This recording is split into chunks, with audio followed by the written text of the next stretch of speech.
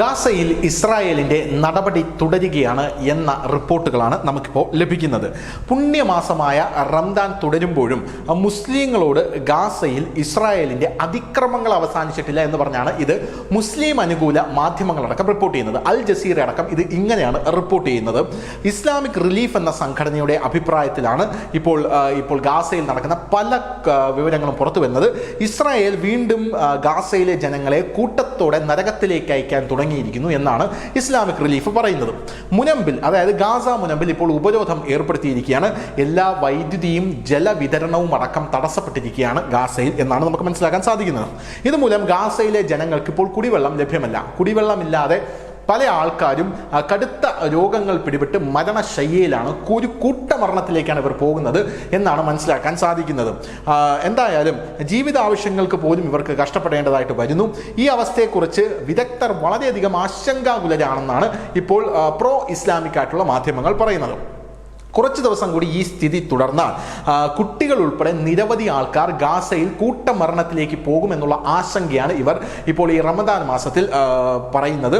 എന്തായാലും ഇസ്രായേലും ഗാസ ഭരണാധികാരിയായിട്ടുള്ള ഹമാസും തമ്മിലുള്ള യുദ്ധത്തിൽ ഇതുവരെ 48,503 ഗാസക്കാരും 1,163 ഇസ്രായേലികളും കൊല്ലപ്പെട്ടു എന്നുള്ളതാണ് ഔദ്യോഗികമായിട്ടുള്ള കണക്ക്. ഗാസയിലെ ഇസ്രായേലിന്റെ ഉപരോധം ഇന്ധന വിതരണത്തെയും വിച്ഛേദിച്ചു എന്നുള്ളതാണ് മറ്റൊരു കാര്യം. ഇത് ആശുപത്രികളെ ദുരിതത്തിലാക്കിയിട്ടുണ്ട്. ജനറേറ്റർ പ്രവർത്തിപ്പിക്കാനുള്ള ഇന്ധനമില്ല എന്നുള്ളത് കൊണ്ടാണ് ആശുപത്രിയിൽ ദുരിതത്തിലായത്. അവരുടെ കൈവശവും യാതൊരുവിധ മറ്റു പോംവഴികളൊന്നുമില്ല.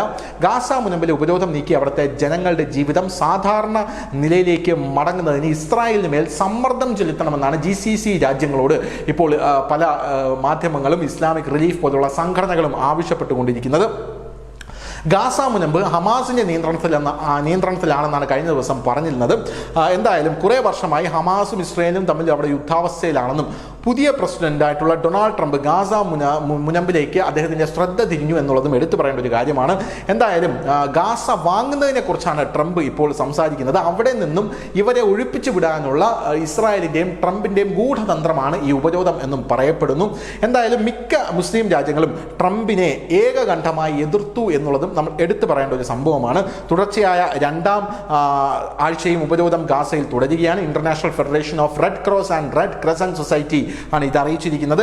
എന്തായാലും ഇങ്ങനെ പോയി കഴിഞ്ഞാൽ ഗാസയിൽ കൂട്ടമരണത്തിലേക്ക് അവിടെയുള്ള ആളുകൾ ചെന്ന് വീഴും എന്നുള്ള കാര്യത്തിൽ തർക്കമില്ല. News desk, news India Malayalam.